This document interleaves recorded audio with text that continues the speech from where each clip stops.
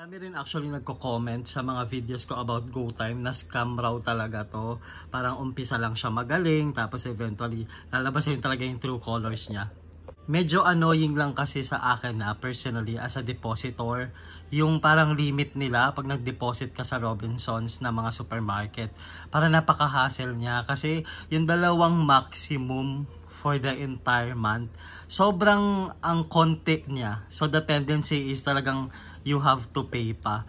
So medyo annoying sa akin yun, nasa depositor. Kailang isa talaga sa dahilan kung bakit hindi ko na to masyadong ginagamit sa GoTime, hindi na ako masyadong nagde-deposit sa kanya and all that. Kasi meron ako nahanap na, well, for me lang ha, mas maganda talagang online bank, mas, alam mo yon, parang very convenient siya sa akin as a depositor and as someone na talaga mahilig mag-transfer from one account to another account, as a business owners as well. Share ko sa inyo yan siguro in the next videos na i-upload ko dito sa YouTube channel ko.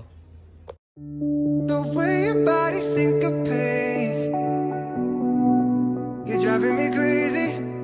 What is up with you guys? Jaden Yael again and welcome to another video. So for today's video guys, I'm gonna have another video about GoTime. Actually matagal ko nang pinaplan to na mag-share ako. Kasi medyo na-annoy ako. Actually medyo nainis ako nung time na nag-deposit ako ng medyo malaki. Actually parang 20,000 yan kasi I have to pay the monthly rent sa dalawang business ko. So since that month, parang hindi pa ako nakakapag-deposit talaga using my GoTime. So I was thinking to use GoTime na lang kasi free siya, di ba? Parang meron siyang, was that 3 or 4? Hindi ko na maalala. Pero like if you decide to deposit from your GoTime to another account, regardless if GCash or other online banks pa yan, parang free siya.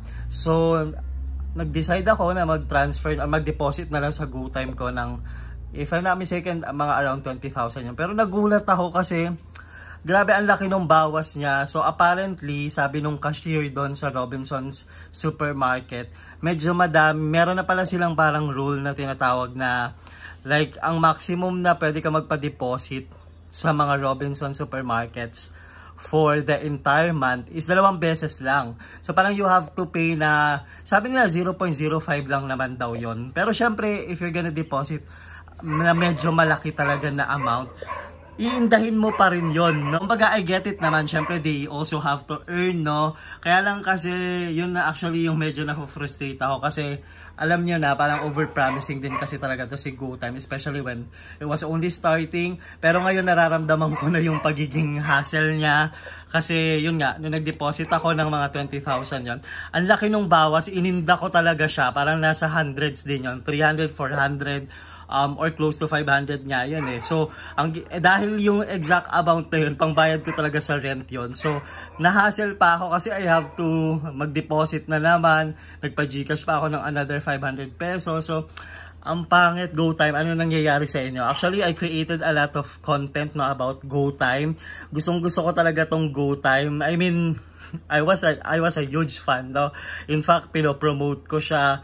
Pag may nagtatanong sa akin, ano marirecommend ko na online banking during this time, I would always say GoTime. Pero parang ngayon, hindi ko na talaga siya magawang ma-promote ng ganon kasi nadi-disappoint ako sa mga changes, no? Isa nga dyan yung like the maximum, 2 yung maximum, parang ang hassle na. Of course, with GCash naman, they also have that, diba? Yung over counter something, parang you also have to pay a certain amount pag nag-exceed ka na dun sa maximum na pwede mo lang mapa-cash in, no, via counter. Naiintindihan ko naman. It's just that I wasn't prepared for GoTime na ganun siya.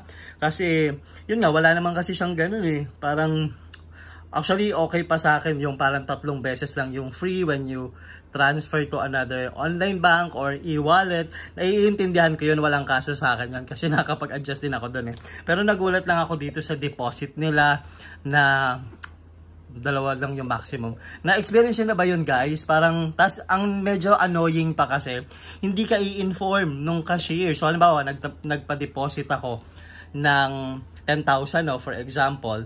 Tapos, nagpa-deposit ako ulit ng another 10,000. Tapos, yung tinignan ko, parang hindi saktong 20,000 yung pumasok dun sa account ko sa GoTime.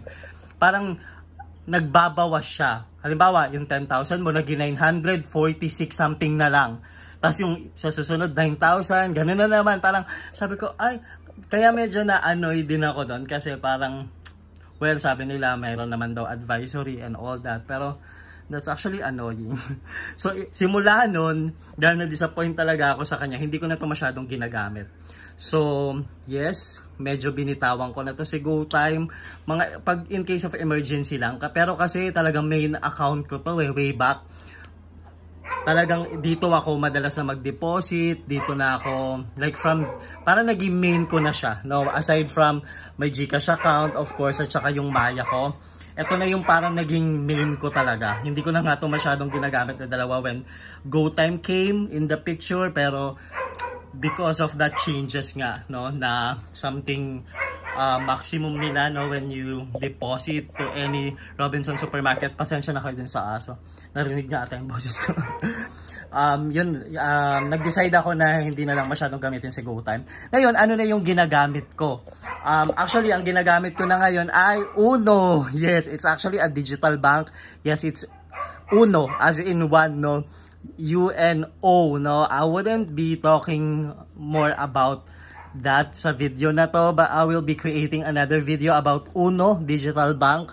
I would discuss, no, in that separate video why I prefer Uno Digital Bank compared to GoTime, no, at bakit yung Uno Digital Bank na yung favorite ko at hindi na to si GoTime. Of course, si GCash at si Maya, hindi ko naman niya naging option this 2024. Ang talagang naging best, naging number one option ko in terms of savings and all the transactions, no, that I have to make as a business owner, si GoTime talaga. Pero yon, latter part this 2024, nag-switch ako to another digital bank, which is the Uno Digital Bank, no? Siguro abangan nyo na lang yung video ko about Uno Digital Bank, kasi yun, maggagawa ako ng separate video. Yun lang, I would just want to share, no, my thoughts, my disappointment, no, about GoTime. Hindi ko na siya ma-recommend, guys. Nainis ako sa kanya. I swear, medyo hassle talaga yung pa-maximum nila na 2 times lang, tapos magbabawas na sila doon. Annoying siya, sobrang annoying. Hindi ko alam kung sino nag-isip noon, no, sa GoTime team. It's not making sense, guys. It's not making sense, at least for me, no, na nagde-deposit talaga paminsan ng hindi lang naman hundreds or 1,000, medyo minsan malakihan talaga. So yeah, yun lang, guys. And also, we're very close, guys, to reaching 20,000 subscribers. Para nasa 19,500, almost 500 na tayo, no? So, yeah, malapit na. Subscribe, guys. Please click that subscribe button there. Yeah, that's all for now, and I'll see you again next time. Bye-bye.